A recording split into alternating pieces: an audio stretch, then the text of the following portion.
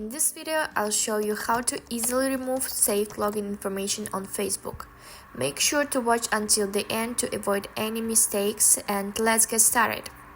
First, open the Facebook app. Next, go to the menu and tap on the gear icon to access Settings Privacy, and from there navigate to the Meta Account Center. Now tap on Password and Security.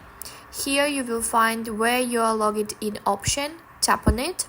On the next screen, select your Facebook account. This will display all the devices where your account is logged in. At the top, you will see your current device, which in this case is an iPhone 12. You will also see other devices that have accessed your Facebook account. To log out of Facebook on any device except your current one, simply tap on the desired device.